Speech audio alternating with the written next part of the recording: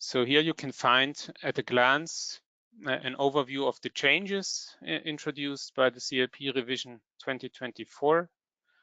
The CLP revision entered into force on the 10th of December last year. But it is subject to a number of transitional provisions for new provisions to be phased in until January 2027. So as you see from this overview, the CLP revision presents a patchwork of changes to update the framework, including on classification, labeling, including also digital labeling, provisions to change the CN classification and labeling inventory are made, and also miscellaneous other provisions. Now I want to place some emphasis on the changes to classification.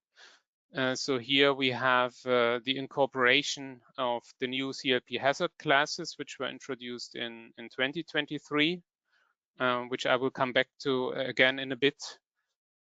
These new hazard classes are a central element of the CLP revision, and they will be prioritized for inclusion in CLP Annex 6, the list of harmonized classification and labeling.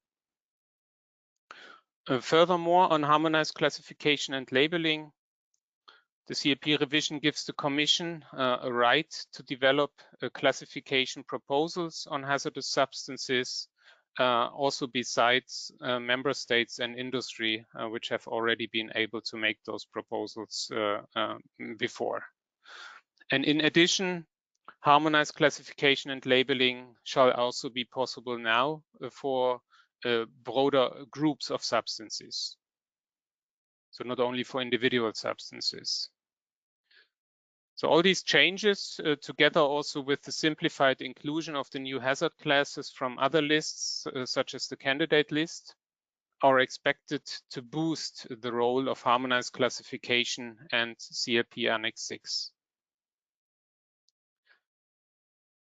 In relation to the classification and labeling inventory, ECHA will launch a new version next month, so in May. And after that, the development of the classification and labeling inventory will further continue.